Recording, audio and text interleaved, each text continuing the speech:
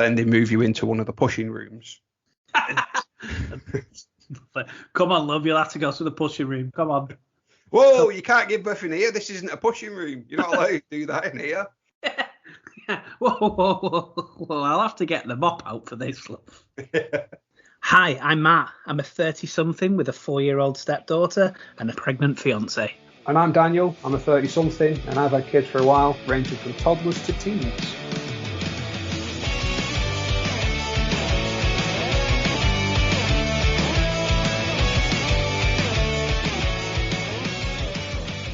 Good morning, good afternoon, good evening, hello, wherever you're listening. Welcome back to another episode of Ramblings of Dad Men. I'm Dan, and once again, as always, joined by Matt. How are you, Matt? I'm very well, thank you. I thought you was going to go into a bit of the Truman Show on your intro then. Good afternoon, good evening, and good night.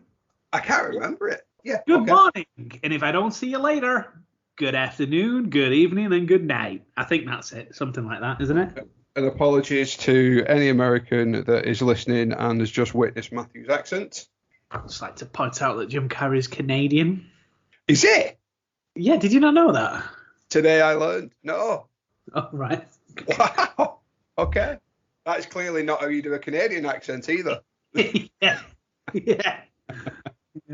What have you been up to this week? Honestly, we've had a bit of a quiet week. Second week at my job is going all right. I'm starting to learn a little bit more. Yeah, pretty good. And that's really about it. We've kind of locked ourselves in thinking at some point we're going to have a baby in the next 7 days. So we're just trying to be as careful as we can, staying away from people just to... Yeah, precautions. No, I get it. The thing that I want to do is end up having to isolate and then missing the birth of the baby, obviously.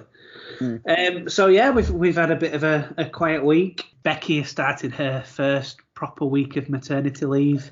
She is absolutely loving it.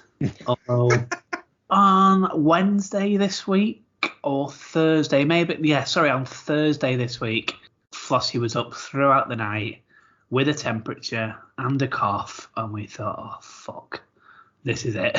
She was off school on the Thursday. She wasn't feeling too well. She had not so much sleep.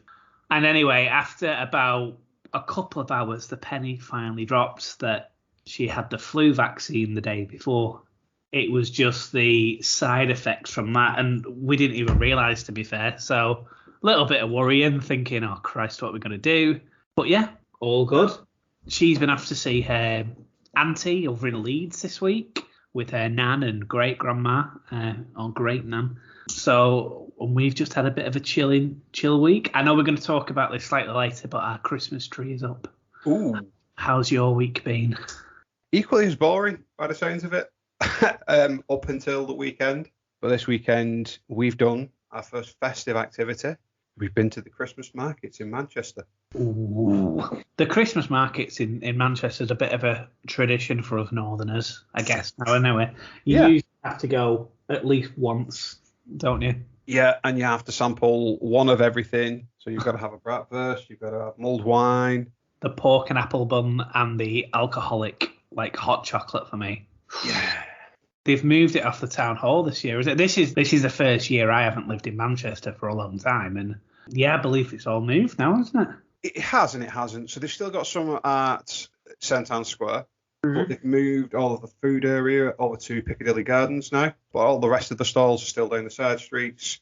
It was probably the busiest I've ever seen it. I can imagine. It was really good. When we did what every good parent, free of their responsibilities, did, and we drank way too much, and I've paid for it today. Just me. Beck's been perfectly fine. It's usually the other way around. I think it may have been because we went to a bar at the very end, and I decided I'd order a cheeky whiskey alongside my pint. Ooh, it's never a good idea. It was at the time. I mean, at that point, I was like, yeah, fuck it, let's have a whiskey. Woo. But other than that, that's about it, really. Not really done too much today. We've lounged, we've recovered, watched a couple of Christmas films. Obviously, it's building up to that period now, getting very festive. So, yeah. That's good. How have you been on Netflix watch this week? Well, so I watched The Tiger King. I'm going to say it's Tiger King 1.5, and I'm going to rebadge it, and that's my review. Okay. It's good. It's worth a watch, but it's just an extension of the first Tiger King. And I weren't going into this expecting that another guy had started. They found another Joe Exotic, and they started following a different Tiger King. I knew the whole guys that it was an extension of it, but it did just sort of straight follow on, and it felt as though they used bits that they perhaps didn't use in the first series, but then there were a few advancements into that, and a lot of the stuff that's been publicised and in the news. So talking about when they went to Trump to try and get a presidential pardon, that's included in there. Yeah, that was fast, wasn't it? Yeah, but there's little bits and pieces that I didn't know, and it's good, but it is definitely just a Tiger King 1.5, and it leaves it very open at the end to continue and have a Tiger King 1.75.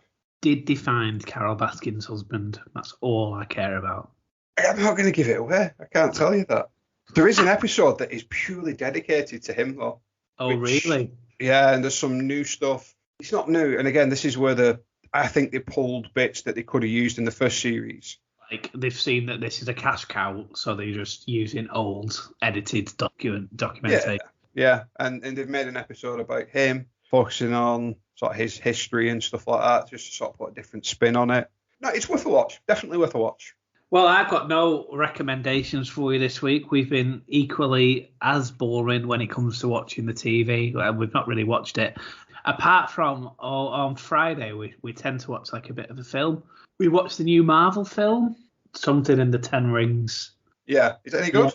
Yeah. It's worth a watch. Yeah, it's a lot better. It's one of them that should probably have been in the cinemas, that you should watch in the cinema.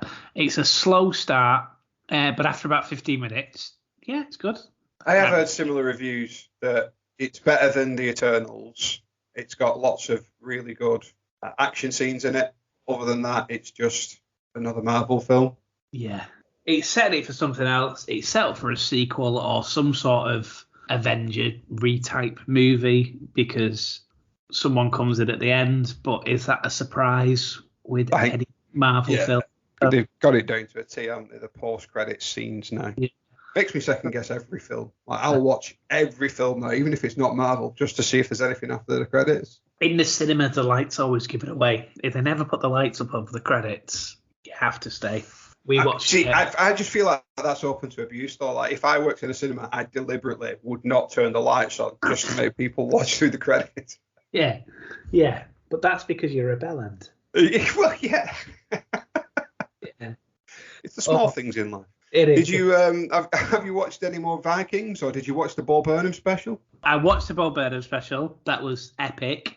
I managed to convince Becky to watch it on a lonely weeknight till late at night. I mean, it really puts the album into context, doesn't it? It's like, it's quite a powerful watch at the same time, isn't it? It's like, from a personal experience, who spent lockdown or some of lockdown on his own, it was quite close to the bone. At some point, everybody would have felt like that. And yeah, it was just, I just feel like I want to give him a hug, to be honest with you. It is good. It is good. I did like it. Yeah, it's good. The premise of it, the story behind it, it's really clever how he's done it.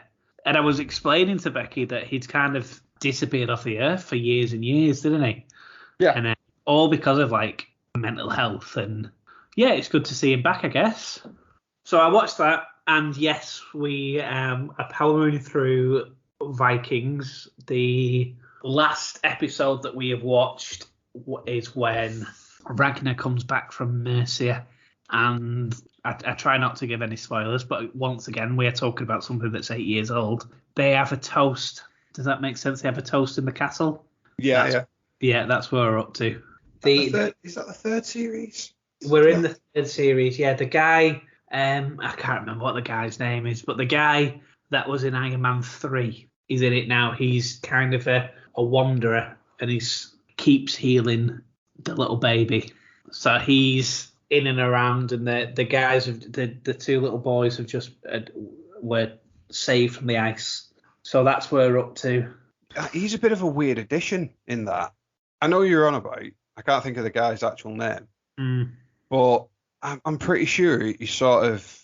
I don't want to spoil it for you, but I don't think he's not in it beyond the series from what I remember. Oh right, okay. It's just a bit part. I don't know. It's a bit weird. I mean, that kind of doesn't surprise me because he's quite a famous actor, isn't he? So I would imagine that he was only done some sort of cameo before he went on to something else. But it does seem like the storyline is there for him to get involved. It's just a bit of a weird one. How are we doing for Podmin? Well, I've got one. So last week we were talking about skin to skin. Beck tells me that she did have skin to skin. I do remember this, but it wasn't like a full-on skin-to-skin experience. She wasn't laid there like as Mother Nature intended, and the baby was placed on top. It was more just like Georgia was placed sort of on her chest. There was an element of it, but is that really skin-to-skin? She said, yeah, I say maybe. So another Podman will be coming next week where I will clarify that was actually skin-to-skin, and I'm talking out my dick. But yeah, that was it. That was just a little tidy correction. I've got a couple of little ones off two people this week. One from Becky, who would like to point out that last week in my recommendations, I said that Bald and Bankrupt speaks Russian and Urdu. It's actually Russian and Hindi. Like, she's like, I'm a bigger Bald fan than you because it's Russian and Hindi. So I had to point that out. I don't suppose you watched that, did you? I had a quick look around. I didn't watch his videos, but I did look at the channel, and I did see the extent of some of his videos. I do plan on watching it at some point, yeah. Yeah, it's massive. It's massive. Like, it's ridiculous, but it's the only thing that I've got, like, subscribed and notified on. And then she also wants me to apologise for always making a sound like and this is in capitals because she texted me this. Sound like the biggest, most controlling cow ever. The irony in that statement. Oh, yeah. I know. But no, he's not controlling. I think this was in reference to the haircut where I said, well, Becky would never let me spend 50 quid on a haircut. And no, but that's just common sense. I don't think that's not controlling at all. That's just calling you a bell end for spending 50 quid on something that should cost 5 times less. Yeah. So I apologise if that's how I make her out to be. That is not my intention, but there is a bit of, poetic justice. Yeah, as well. I also have another Podmin from another Becky. Hello, Becky. Who a couple of weeks ago I mentioned that you may have remembered you called her a vampire. Yeah. Apparently she just says Podmin. It was March. I think that was relating to when her son was born, and I think she's just reassuring me that I was right. But yeah. So that was nice and easy, that, to be fair. Yeah. Okay. So this week we are 38 weeks. We are almost there. She's well and truly cooking, and we'll get into it a bit later. But Becky is, I think, a bit sick of the pregnancy now. To be completely honest with you, I think she's done. So the baby is as big as a rhubarb or a bowling pin. Hopefully not as big wide ones as well, because that's quite small. So she should be 7 pounds. Obviously, we know baby's a little bit small, so we're going to find out that on Thursday how big she actually is. And then equally, a decision to be made of whether she's going to come out next weekend, which I think is the preferred option, or whether they leave her in again.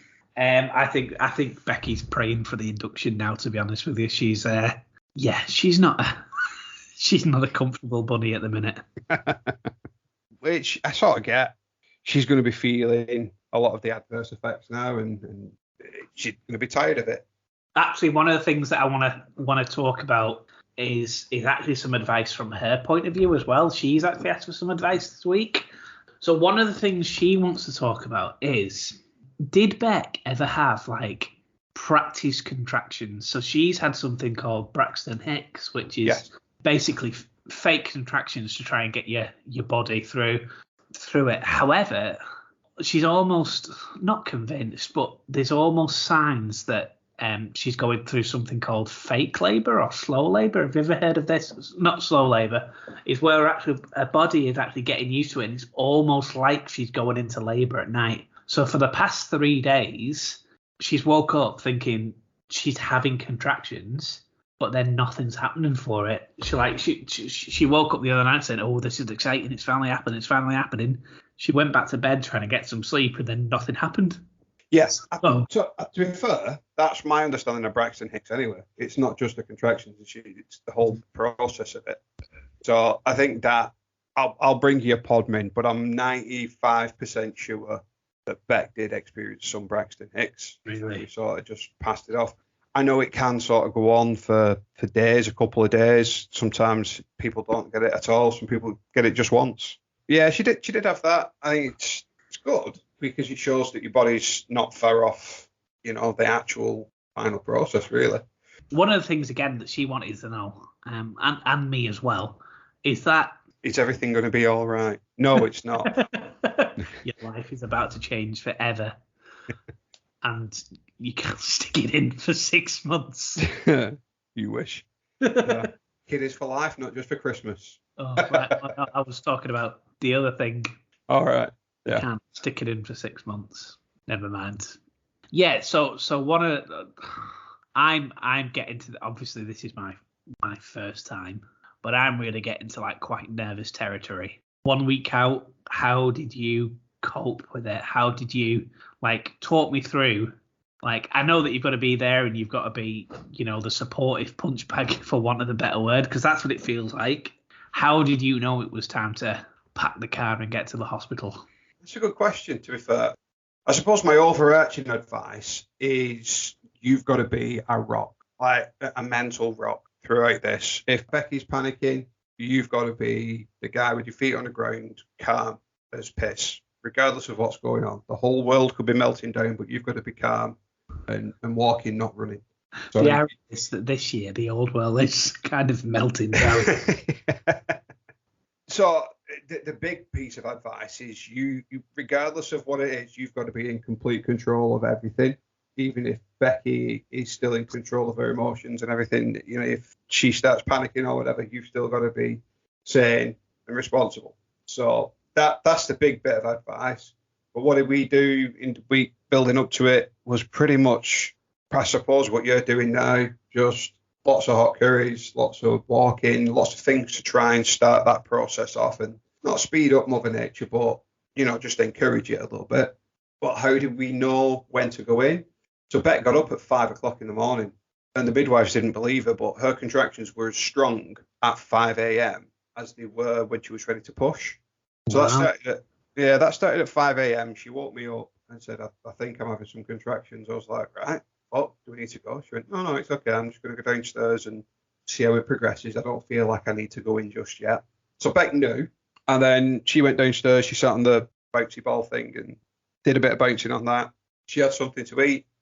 She was calm. I got another half hour sleep or something. We rang up the hospital, just sort of prepped them, let them know what was going on. And they said, yeah, no, you won't be having contractions that strong yet. She's not lying. It's in my fucking hand. And then they just said, but the best thing we can advise is just have a hot bath, see if that sort of helps things along a little bit. And then if it gets unbearable, make your way in. Get a hot bath. And then we sort of, about mid-morning, I'd say 10:30, 11, made our way up to the hospital. They examined her, confirmed that she wasn't bullshitting, that she was having very strong contractions, but then still wouldn't admit her, so she had to have another hot bath at the hospital. But then they kept her in pretty much from that point onwards. And she was admitted later in that day, and then she gave birth that night. I was just going to say that was still 12, 14 hours maybe at hospital, wasn't it? Because I remember it being quite early in the morning that it happened. Yeah, it was 1 o'clock in the morning, or just before 1, the following day. So really, if you want to think about it, she went through 20 hours worth of contractions. Wow. What she tells me is the strongest contractions that she's ever felt, and they were just that painful all the way through. Imagine, this person that you love and care about is mentally and physically drained from carrying this baby around for 9 months, to then go through that amount of pain continuous for 20 hours. At the very end of that, she was physically drained. in every aspect. Yeah. To the point where, which was really funny, and she won't mind me telling you about this story, but she had an episiotomy and there was a doctor there, and you know, to sort of help Georgia out with a little suction cup on her head, no fucking corkscrew. And the doctor could feel when Beck was having contractions, and as she felt the contraction, she was getting her to push, because then she knew to pull at the same time. She had a contraction. The doctor said, right, okay, push. And Beck just made the noise, a groan, as though she was pushing. The doctor proper had a go at her. She was like, okay, stop. You're not pushing. I need you to push. She went, I am. She went, I can feel you are not pushing. So Beck had to, she owned up and she went, I'm just tired. Leave me alone. But it was funny. Like, she tried faking pushing her doctor. I mean, the problem is that I can absolutely imagine that she must have been exhausted. But the last thing, I mean, if a doctor's got their hands up there or anything, they're going to feel the muscles, aren't they? Or they're going to feel something. But, I mean, I don't think they could do anything for 20 hours. That's a difficult thing of it, isn't it? I reckon you could sleep for 20 hours. I think after your stag do, I slept for 20 hours. I'm not going to lie. Like, that was definitely, I think I got dropped off and I had to walk a little bit, but I think I went to bed straight away and I didn't wake up until I went to McDonald's, and then I went to bed again. I do think you need to prepare yourself for labour mentally for what's coming. Like, back in the day, blokes didn't go in the room. And I have a theory that the first man that did go in the room back in the 70s used what he saw, like the sounds, the smells, all the actions, as the basis for the film Exorcist. Wow. Take a cross, take some holy water and a Bible. Just don't go dressed as a priest. Yeah. The hospital bag is in the car. It's done. We did have a look at the COVID restrictions as well. So if the likelihood is that we're in hospital next week, I can go and visit Becky when she first gets admitted for an hour and a half, and I can only return when she's 4 centimeters dilated. And that's when they'll officially book her in and move her to delivery suites and stuff. Is that what it is? Is that it's 4 centimeters? Like that. It goes up to 10, which, if you measure 10 centimeters out, that's fucking wide. But that was Beck's problem. So she went in and she wasn't quite up to 4 centimeters. So she went and had a bath, and that sort of loosens everything up. And then when they re-examined her, they went, yeah, you're 4 centimeters now. We can officially admit you in. That's when they booked her onto a ward. It wasn't until she got to 10 centimeters, but then they move you into one of the pushing rooms. Come on, love, you'll have to go to the pushing room. Come on. Whoa, you can't give birth in here. This isn't a pushing room. You're not allowed to do that in here. And don't fucking think about doing it in the car park either. Whoa. Well, I'll have to get the mop out for this, love. Well, it's raining. It's okay. Well, quick update before we go into some actual content. So a couple of weeks back, for context, you were given a task to go and feel what Becky feels and wear a couple of melons under your shirt for a day. You didn't do it. You failed the task. I concede I did not do the challenge. So I did put a message out on social media asking for our followers, our friends, our family, everyone we know to sort of put some suggestions out there. And we had a couple of suggestions, one of which I absolutely love. Okay. Somebody we know does have one of the TENS machines, which are used to stimulate the muscles and simulate pregnancy. So the suggestion was that we hook you up to said machine and make you feel childbirth, or at least the pains. So this is the forfeit. We will make this happen. I don't know when, I don't know how. We'll give you an update as and when we do, and there will be a video that does go onto our social media. Okay. And I will make it my life's mission to make it happen as soon as possible.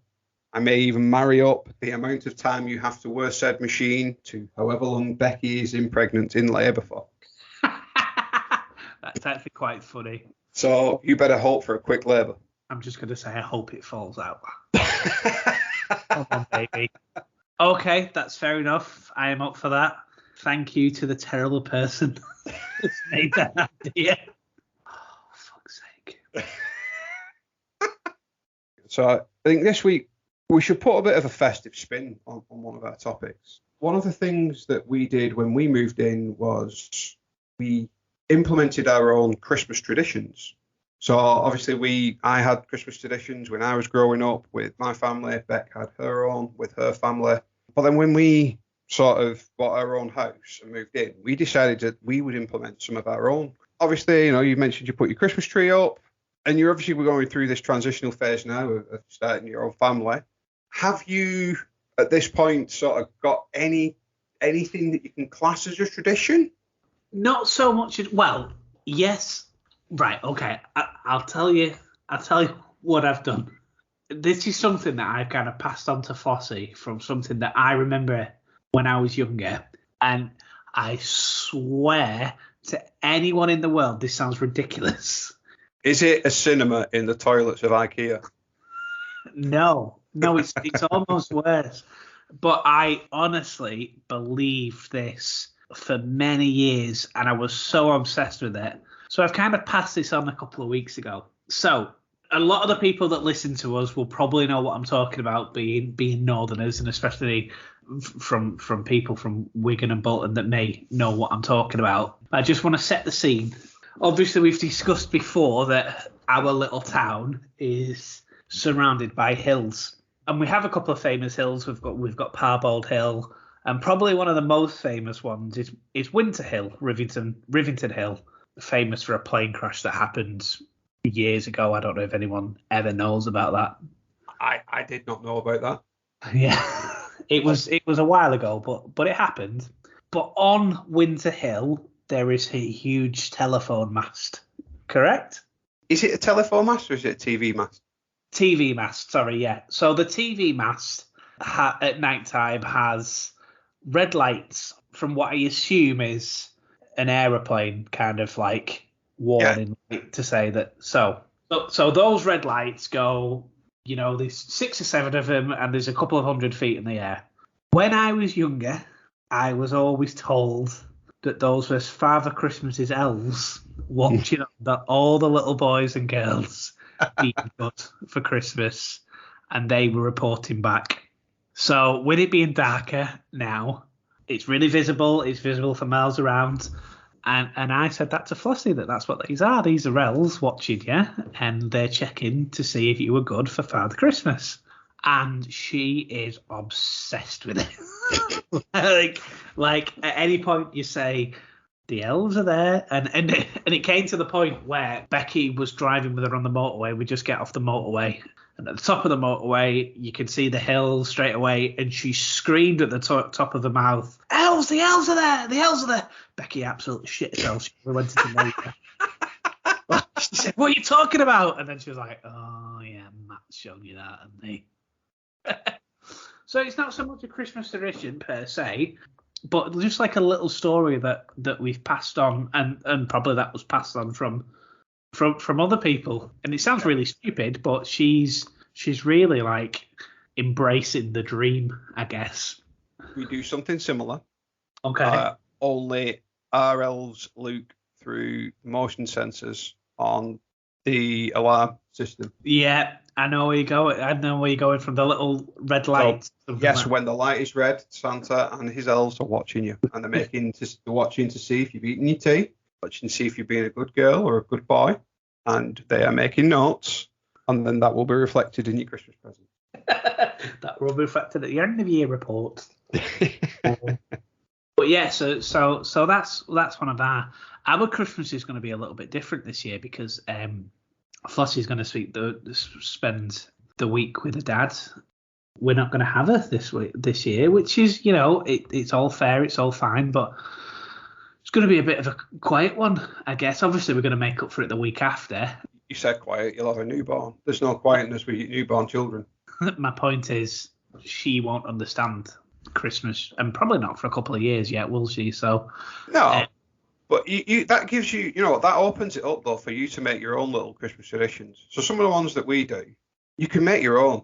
But that's what we did. So obviously we watch Christmas films every year. Everybody does that. But you'd see that as a bit of a tradition. We traditionally, every year, we go to the Christmas markets. So that's a bit of a thing. We'll be going next weekend. We're going to go to Bent's Garden Centre. Oh, yeah. I do like Bent's Garden Centre. Yeah, because for Christmas, it is amazing. It's all dressed up, all of the little things, the decorations and stuff that you can buy. But we make that into sort of, as shit as this sounds, an annual trip for the family, because it's like a full day out. Yeah, absolutely. I don't know if I went last year. I'm sure I might. We might not have, to be fair, but I remember going in the past, and there's almost like a little Christmas markets yard at Bent's. I don't know if that was the same. And anyone that isn't from Wigan, Bent's is a massive garden centre that really goes all out. I think that's fair to say. Yeah. The whole ground floor becomes like a Christmas extravaganza. It's almost like a big shopping centre. Other things we do, like every Christmas Eve, we try and go out for a family meal, like sort of marking the start of that Christmas break, Christmas holiday on a Christmas morning. And this is where things changed, and where you've got potentially, you and Becky can draw on what you used to do previously and put your own spin on it. Beck, growing up, she used to have a sausage sandwich every morning after she'd open a present. But when we sort of moved in, we decided that we'd always listen to, sorry for saying this out loud, but Michael Bublé's Christmas album. All right, okay. While we're opening presents, so that has to play on repeat while we're opening presents, and we always have a cheeky Bucks fizz whilst we're opening presents. So that's sort of our little traditions and little things like that. Buying that bottle of Bucks fizz, it just sort of gets you in the mood and builds it up to it. One of the traditions when I was young was maybe a similar kind of thing. So we didn't used to open presents first thing, but we would always have a bacon butty and a cheeky glass of Buck fizz when I was like 14 or 15. When I used to like Noel a little bit more, and it wasn't as bad. And going into adulthood, still a bacon butty and a Bucks fizz, and then we'd open the presents. So yeah, I can see that one. And just to clarify, the Bucks fizz is just for me and Beck. We don't offer that out to the kids yet. They're not left out. They'll have a champagne flute with fresh orange or orange juice or something like that. I tell you what, one of the things that we used to do when I was younger, and I guess it's the same kind of thing as a Christmas Eve box, but we were allowed to open one small present on Christmas Eve. But did you pick the present, or did your parents sort of say, you can open this one? Did they direct you? We were kind of directed in a it was like a forced choice, if that makes sense. Like, we got to choose, but we got to choose out of a very limited amount. You can have this set of pajamas or these socks, either which way you're sleeping in them tonight. Exactly. Yeah. So that was our little traditions, and I always remember, and there's still, I'm sure my mum still has this same glass plate. Just as you walk into the living room, and it's segmented up, and there's always nuts and Quality Street in there. Everyone's got one of them, I guess, but that glass plate must be like 65,000 years old. And it only ever comes out at Christmas, just for salted nuts and Quality Street. Yeah, we've got a bowl that has Quality Street and things like that in, that's festive, that only comes out, it gets put away with the Christmas decorations. Yeah. So we're going to Bent's next weekend, and we're going to be putting our Christmas tree up, and it will come out then. And I will be savaging an entire bowl of chocolates as soon as it's out. What we did after we put the Christmas tree up, which Becky will rearrange all the decorations tomorrow while she's off. I have no doubt, because let's just say Becky was project managing from the couch today, because she's so pregnant. It's a shame on her, to be fair. And me and Flossie were putting the Christmas tree decorations up, but we won't live up to her standards. Did she give you the old sympathetic approval? Oh yeah, well done. Yeah, you did, guys. You did well. And to be fair, Flossie did most of the work, and she's done a really good job. But she just needs to rearrange a few things. Like, don't be blaming Flossie, because for your shoddy work. My point is, afterwards we made cornflake cakes. Well, I didn't. Becky and Fossey made cornflake cakes, and that's quite nice. That might become a tradition. You never know. Like, exactly, little things like that. You do it a couple of years and it becomes a tradition. Yeah. Yeah. What you mentioned then, that Christmas Eve box, I'm not going to even take a shred of credit for this. Beck does it every year. She's got boxes, special Christmas Eve boxes that she makes up for the kids, and she'll put pajamas in there and a nice little hot chocolate and, just stuff for that evening. It's all about the kids, so you want to make it special for them. So you go out your way to do everything you can. How are you on I suppose you're a little bit different to me because your family are quite close together, but how are you on travel? So from my point of view, and in fairness last year as well, what we did is Christmas Day was always about trying to see immediate family, going to my mum's in the morning, going to her mum's in the afternoon and stuff like that. But then Boxing Day was all about going visiting wider family, or last year in this case was going seeing a dad for a couple of days, for a few days down in Wales. Like, how were you on that? How did you split up your time between families, I guess? Like, Beck's got two brothers, they've got families as well. We tend to sort of sometimes do an exchange of presents for the children before the day, so the kids have got them to open on Christmas morning.